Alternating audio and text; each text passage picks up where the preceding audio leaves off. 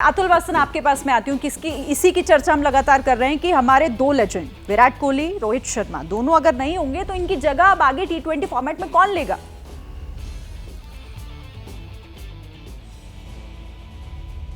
देखिए, मुझे लगता है एक सेइंग है, king is dead, long live the king.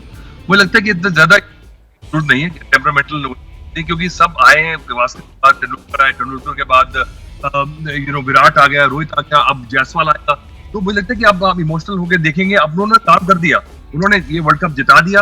Top के प्लेयर अभी भी बहुत बढ़िया है, अभी भी नंबर 1 प्लेयर है, पर मुझे लगता है अब खेलेंगे तो क्या अचीव करेंगे। अब भाजी कह रहे हैं कि सिलेक्टर पे छोड़ दें, ऑफ कोर्स छोड़ना उन पे। अगर हम नहीं छोड़ेंगे तो हम कुछ कर सकते हैं नहीं, तो सिलेक्टर्स पे ही छोड़ा हुआ है। तो हम तो सिर्फ यहाँ डिस्कस कर रहे हैं, कंजक्चर्स पे बात कर रहे हैं कि ये हो सकता है तो वो हो सकता है। अगर ये बात ही नहीं करेंगे तो शो कैसे होगा? तो सिलेक्टर्स तो अपना काम करेंगे, पर हम कह रहे हैं कि क्या ऐसा हो सकता है। और यही मजा है हर डिबेट का कि हम दूसरी बात करें और करना जो जिसने करना वो करेगा। तो मुझे लगता है कि दूसरी बात ऋषभ पंत की बात है। 7 कप्तान है इस टीम में, और कप्तानी बाजी भी बताएंगे आपको कि वो कप्तानी क्रिकेट में रही नहीं जो होती थी। कप्तान जो रहता था एक कंट्री का, वो पूरी क्रिकेट अपनी कैरेक्टर से, अपने टेम्परामेंट से चलाता था, और तब एक ही फॉर्मेट होता था। अब T20 आ गया तो जो कैप्टनसी का जो वो रुतबा है, रेलेवेंस है, वो रहा नहीं। कोई बन जाए, कोई फर्क नहीं पड़ता। और दूसरा मैं कुछ कहना चाह रहा था इनके बारे में। देखिए, अगर आप कहते हैं कि अगले प्लेयर कौन, हाँ। ये एक बहुत ही बड़ा है कि रोहित अब वहाँ से जा रहे हैं, विराट कोहली, एक समय गावस्कर भी से थे। हम यही प्रश्न कहते हैं अब कौन है। राहुल द्रविड़ आए, सचिन तेंदुलकर आए, वीरेंद्र सहवाग। जब ये रिटायरमेंट लिया सचिन ने, अब कौन आएगा? विराट कोहली आया, हाँ। रोहित आया। तो ये हमें देखना है कि नया प्लेयर जो इनके रास्ते पे चल सकता है या इनसे बड़ा बन सकता है, उसकी उम्मीद होनी चाहिए हमें। बिल्कुल, और उम्मीदें किन पर होंगी इसी पर हम बात भी कर रहे हैं। लेकिन देखिए, अब आने वाले टारगेट जो हमने 25, 26 और 27 की बात की, इन टारगेट जो नेक्स्ट टारगेट हैं टीम इंडिया के, उनमें 2 चेहरे ऐसे हैं, 2 खिलाड़ी ऐसे हैं जिन पर जिम्मेदारियां उनकी बढ़ भी सकती है और इन पर टीम इंडिया में इन पर निगाहें भी रहेंगी। कुलदीप यादव और अर्शदीप सिंह, दोनों के कोच हमारे साथ बने हुए। लेकिन सबसे पहले मैं अर्शदीप सिंह के कोच जसवंत राय जी का रुख करती हूँ। जसवंत जी, 19वां ओवर भुलाया नहीं जाएगा। अर्शदीप ने जिस तरीके से वहां परफॉर्म किया, लेकिन अब नेक्स्ट टारगेट की हम बात कर रहे हैं। और कपिल पाजी ने जो कहा कि ये समय पर छोड़ देना चाहिए और देखना चाहिए कि अब आगे कौन इनकी जगह लेगा या फिर किसका कद और बढ़ेगा। उम्मीदें अर्शदीप से बहुत ज्यादा। हाँ, अर्शदीप अभी यंग है, 25 साल का है अभी, तो उससे बहुत उम्मीदें हैं। और मैं कपिल पाजी से बात से सहमत हूँ कि अभी तो ये सिलेक्टर पे भी छोड़ देना चाहिए। उसके बाद फिर जो बैट्समैन या बॉलर है, उसकी करंट फॉर्म क्या रहती है 2 साल में, उस पर बड़ा डिपेंड करेगा कि वो कितना अपना कंसिस्टेंट रहता है बैटिंग में या बॉलिंग में। उसके बाद कौन उसकी जगह लेगा, तो ये सिलेक्टर्स का भी रोल है और उनकी करंट फॉर्म पर भी रोल है और उसकी फिटनेस का भी डिपेंड करता है। तो अर्शदीप अभी यंग है, तो मुझे उम्मीदें हैं कि वो आगे भी अच्छा करेगा। और उस 19वें ओवर में उसने बहुत अपने आप को काम रखा, कूल रखा और बहुत अच्छा 19वां ओवर डाला और 16 रन डिफेंड करने के लिए हार्दिक को दिए। मैं सिर्फ एक ही बात यहाँ कहना चाहता हूँ कि जब एक बार कैच इन्होंने छोड़ दिया था, पूरी कंट्री इनके पीछे पड़ गई थी। ऐसी चीज़ें होती हैं। और अब देखिए कि कितनी तारीफ हो रही है उनके एक ओवर की। वो ओवर इतना बेहतरीन था, शायद वो वर्ल्ड कप का एक एक्सपेक्टेशन बुमराह से आप कर सकते हैं। अर्शदीप ने आके वो इतना इम्पोर्टेंट ओवर किया। तो ये जो देखने वाले हैं उनको ये अनुमान लगाना चाहिए कि कोई प्लेयर बुरा नहीं चाहता, लेकिन कभी कोई गलती हो जाती है, उसको इतना ज़्यादा क्रिटिसाइज ना करें कि वो प्लेयर का मनोबल तोड़ दे। ये मैं कहना चाहता हूँ।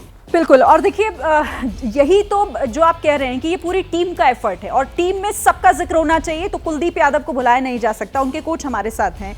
कुलदीप यादव जो एक समय पर टीम इंडिया के पूरे सीन से बाहर होते हुए दिखाई दे रहे थे, लेकिन उनकी मेहनत का ही नतीजा है कि इस वर्ल्ड कप में, T20 वर्ल्ड कप में उन्हें याद रखा जाएगा।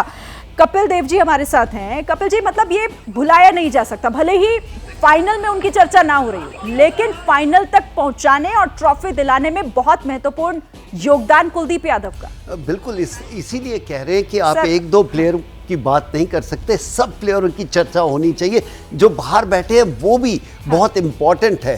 क्या उनको सही जगह उनकी हेल्प कर रहे हैं, इंकरेजमेंट हो रहा है कि नहीं, ऐसी सब चीज़ें होनी चाहिए। बिल्कुल सर, लेकिन ये सवाल मेरा, क्योंकि यहाँ 2 कपिल पाजी आप हमारे साथ हैं। सॉरी, माफी चाहता हूँ, माफी चाहता हूँ। It's okay. कुलदीप यादव के कोच कपिल देव जी, ये सवाल आपसे। हाँ, थैंक यू सो मच। सबसे पहले मैं इस वर्ल्ड कप को जीतने के लिए सभी लोग को बधाई देता हूँ और मैं ये चाहता हूँ कि जैसे ये वर्ल्ड कप जीता है, रोहित शर्मा ने जो कप्तानी की है वो लाजवाब कप्तानी है। जो उन्होंने सोचा है, कुलदीप यादव हो, चाहे वो अक्षर पटेल हो, चाहे जडेजा हो, चाहे बुमराह हो, जो उन्होंने बॉलिंग में चेंजेस किए हैं वो बहुत ही शानदार रहे हैं। और जैसे उन्होंने हैंडल किया अपने बॉलर्स को, जब उनको लगा कि पिच एकदम सपाट है, स्पिनर्स को मदद नहीं कर रही है, तो जो पीछे वो ओवर उन्होंने ले जाके बुमराह को पहले बॉलिंग कराई, फिर अर्शदीप को बॉलिंग कराई, फिर हार्दिक पांड्या से बॉलिंग कराई, ये बहुत ही काबिले तारीफ थी। जैसे इस वर्ल्ड कप को जीतना और भी बहुत जरूरी था, क्योंकि जो हमारे बच्चे हैं, जो यंगस्टर्स हैं, जो अंडर 16 में हैं, अंडर 19 में हैं, अंडर 23 में हैं, जो खेल हैं पूरे देश में, ये इस जीत से फिर से प्रोत्साहित होंगे। जैसे पाजी ने वर्ल्ड कप 83 का जिताया था, वो जीत के बाद पूरी क्रिकेट बदल गई थी और ये T20 की वर्ल्ड कप जीत से भी काफी क्रिकेट बदली हुई दिखाई देगी। जाहिर है बदला हुआ क्रिकेट और इसका जश्न रुक नहीं रहा है। पाजी, लगातार हम तस्वीरें देख रहे हैं, लेकिन अब आपसे एक और सवाल है मेरा कि अब क्योंकि नए ओपनर कौन होंगे T20 के, ये भी एक बहुत महत्वपूर्ण सवाल है। अब आप ये मत कहिएगा कि इसे भी हमें सिलेक्टर्स पे नहीं, सिलेक्टर हैं जो आपके सामने 3-4 ऐसे प्लेयर हैं, शुभम गिल है, जायसवाल है और संजू सैमसन है। ये 4-5 खिलाड़ी हैं और बैट्समैन आते रहते हैं। आपको खोज होनी चाहिए बाकी प्लेयरों की भी। इस जगह पर उनका कंपटीशन होना चाहिए, उनको ये होना चाहिए कि मैं जाके इंडिया के लिए खेलूँगा। इसलिए ये 4-5 दावा रखते हैं कि ये आने वाले समय में शायद हिंदुस्तान को ओपनिंग करें, लेकिन आप बाकी प्लेयरों के ऊपर भी अपना माइंड एंड आइज खोल के रखें कि क्या हो सकता है। बिल्कुल। अच्छा, विवेक शायद कुछ ऐड करना चाह रहे हैं इसमें। विवेक, देखिए शिरीन, अजीत अगरकर ने अभी ही टेक ओवर किया है। हम सबको एक चीज़ ध्यान देना होगा कि जब भी हम बात सिलेक्शंस की कर रहे हैं या आगे की टीम की बात कर रहे हैं, सेलेक्टर्स का जो रोल होता है और जो उनका थॉट प्रोसेस है वो सबसे इंपॉर्टेंट होता है। अब ये सेलेक्टर्स अभी हैं और 3 साल हैं, तो 25 में भी यही सेलेक्टर हैं। सिर्फ एक सेलेक्टर चेंज होगा, सलील अंकोला बाहर जाएंगे और या तो रितेंद्र सिंह सोधी आएंगे या अजय रात्रा आएंगे जो नॉर्थ जोन से आने वाले हैं, मिथुन मिनास। ये 3 ऑप्शन में से कोई एक सेलेक्टर एक्स्ट्रा आएगा, लेकिन अजीत अगरकर, सुब्रतो बनर्जी, एस दास, ये सब रहेंगे। तो उनकी एक सोच बन चुकी है, उनका एक ब्लूप्रिंट बन चुका है और इसीलिए जो है अब टीम को पता है कि अगले 3 साल उनको कैसे जाना है। 4 साल का ब्लूप्रिंट बनता है, 1 साल का अभी ये वर्ल्ड कप निकल गया, चैंपियंस ट्रॉफी है, फिर 2026 का T20 वर्ल्ड कप, तब तक का ब्लूप्रिंट इनका तैयार है। तो एक पूल उन्होंने बना लिया है कि ये प्लेयर मेरे, जैसे अर्शदीप है वो मेरे छोटे फॉर्मेट T20 फॉर्मेट के लिए होंगे, ये मेरे बॉलर हैं जो मेरे जो है आगे वनडे वाइट बॉल के लिए होंगे। कुछ बॉलर्स है जैसे मोहम्मद शमी, अब हम वाइट बॉल पे नहीं देखेंगे, अब हम सिर्फ रेड बॉल के लिए देखेंगे, ऑस्ट्रेलिया के टेस्ट टूर के लिए देखेंगे, इंग्लैंड के टेस्ट टूर के लिए देखेंगे।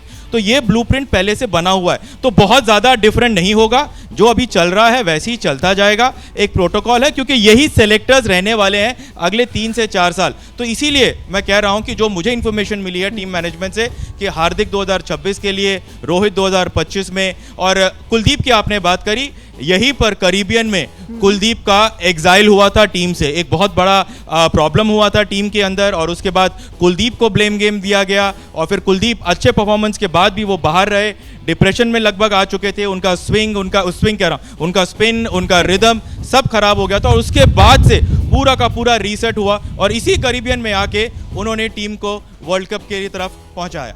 जैसे ही घड़ी का काटा दोपहर 2:30 पे आए, बबीता जी का दिल सास बहू साजिश के लिए मचल जाए।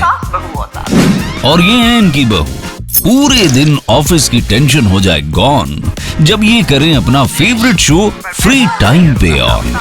इनकी तरह आप भी देखें अपना फेवरेट शो अपने टाइम पर और डाउनलोड कीजिए ABP लाइव ऐप अपने स्मार्ट टीवी पर।